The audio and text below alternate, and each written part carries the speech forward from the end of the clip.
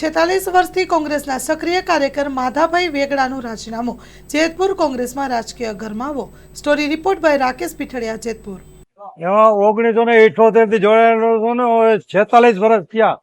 એક ધારા કોંગ્રેસના એકોએક કાર્યક્રમથી માંડીને અસંખ્ય હોદ્દાઓ પણ મેં કોંગ્રેસના રાખ્યા છે અને નગરપાલિકામાં કારોબારી અને બાંધકામ ચેરમેન તરીકે 10 વર્ષ પણ શાસન આપ્યું છે અને સમાજ અને તમામ સમાજનો નેતા તરીકે તમામનું કામ પણ કરેલું છે।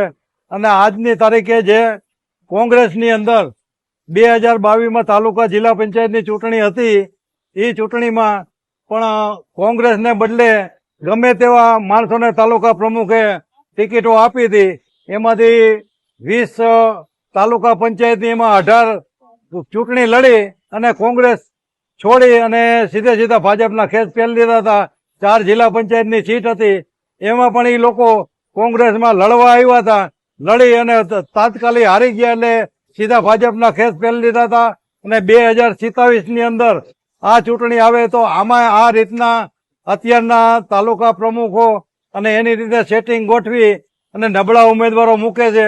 કોઈ દિવસ કોંગ્રેસની અંદર આવ્યા ન હોય કે મિટિંગમાં ક્યાંય હાજર ન થયા હોય એવા લોકોને ટિકિટોની ફાળવણી કરવાના છે। એને માટે દુઃખ વ્યક્ત કરું છું અને હું ગુજરાત પ્રદેશ ડેલિગેટ તરીકે હું આજથી કોંગ્રેસમાં રાજીનામું આપું છું। કારણ શું રાજીનામું આપવાનું? રાજીનામું આપવાનું કારણ એ છે કે કોંગ્રેસની અંદર જે માણસો કોંગ્રેસના હોય છે અને એ અત્યારે ભાજપના માણસોને મળતિયાઓને લઈને ટિકિટો આપતા હોય અને આ રીતનું થતું હોય એને માટે હું આપું છું। કોઈ પણ જાતની કાર્યવાહી કરતી નથી અને જિલ્લાની બોડી કે જિલ્લા પ્રમુખ આજ દી સુધી આ ચૂંટણીની અંદર તાલુકા જિલ્લા આવી હજી સુધીની એક ગ્રુપ મિટિંગ કરી નથી અને કોઈ દિવસ એકેય તાલુકાની મુલાકાત પણ નથી કરી। અને આ રીતની કોંગ્રેસ હાલે તો આ મૂત્રપાયે કોંગ્રેસ કાયમી ધોરણે રહેવાની છે। પ્રદેશનું સંકલનમાં એવું છે કે અત્યાર સુધીમાં 3જા પ્રમુખ આવ્યા, એને હજી સુધી બોડી નથી બનાવી શક્યા।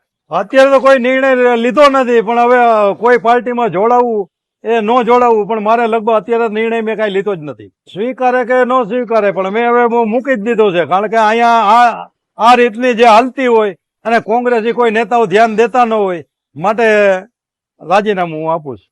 કોંગ્રેસની લગભગ જિલ્લા પંચાયતની 4 અહીંયા જેતપુર તાલુકા અને આપણે જામકંડોળાની 2 સીટ, 6 સીટમાંથી એક પણ સીટ આવે એમ નથી અત્યારે। અને ગણો તો જામકંડોળામાં તો સફાઈઓ જ છે, કારણ કે તાલુકાની પણ એક સીટ આવે એમ નથી અને જેતપુરમાં 20માંથી 1-2 આવે તો ઘણી ને જે કોંગ્રેસના નેતાઓ છે, જિલ્લાના નેતાઓ છે એને એમાં 1978 થી જોડાયેલો છું ને 46 વર્ષ થયા। એક ધારા કોંગ્રેસના એકોએક કાર્યક્રમથી માંડીને અસંખ્ય હોદ્દાઓ પણ મેં કોંગ્રેસના રાખ્યા છે અને નગરપાલિકામાં કારોબારી અને બાંધકામ ચેરમેન તરીકે 10 વર્ષ પણ શાસન આપ્યું છે અને સમાજ અને તમામ સમાજનો નેતા તરીકે તમામનું કામ પણ કરેલું છે। અને આજની તારીખે જે કોંગ્રેસની અંદર 2022માં તાલુકા જિલ્લા પંચાયતની ચૂંટણી હતી, એ ચૂંટણીમાં પણ કોંગ્રેસને બદલે ગમે તેવા માણસોને તાલુકા પ્રમુખે ટિકિટો આપી હતી। એમાંથી 20 તાલુકા પંચાયતની એમાં 18 ચૂંટણી લડી અને કોંગ્રેસ છોડી અને સીધા ભાજપના ખેસ પહેરી લીધા હતા। 4 જિલ્લા પંચાયતની સીટ હતી, એમાં પણ એ લોકો કોંગ્રેસમાં લડવા આવ્યા હતા, લડી અને તાત્કાલિક હારી ગયા એટલે સીધા ભાજપના ખેસ પહેરી લીધા હતા। અને 2027ની અંદર આ ચૂંટણી આવે તો આમાં આ રીતના અત્યારના તાલુકા પ્રમુખો અને એની રીતે સેટિંગ ગોઠવી અને નબળા ઉમેદવારો મૂકે છે। કોઈ દિવસ કોંગ્રેસની અંદર આવ્યા ન હોય કે મિટિંગમાં ક્યાંય હાજર ન થયા હોય એવા લોકોને ટિકિટોની ફાળવણી કરવાના છે। એને માટે દુઃખ વ્યક્ત કરું છું અને હું ગુજરાત પ્રદેશ ડેલિગેટ તરીકે હું આજથી કોંગ્રેસમાં રાજીનામું આપું છું। કારણ શું રાજીનામું આપવાનું?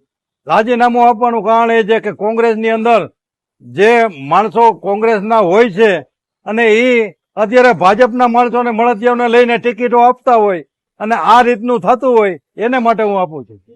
કોઈ પણ જાતની કાર્યવાહી કરતી નથી અને અને જિલ્લાની બોડી કે જિલ્લા પ્રમુખ આજ દી સુધી આ ચૂંટણીની અંદર તાલુકા જિલ્લા આવી હજી સુધીની એક ગ્રુપ મિટિંગ કરી નથી અને કોઈ દિવસ એકેય તાલુકાની મુલાકાત પણ નથી કરી અને આ રીતની કોંગ્રેસ હાલે તો આ મૂત્રપાયે કોંગ્રેસ કાયમી ધોરણે રહેવાની છે.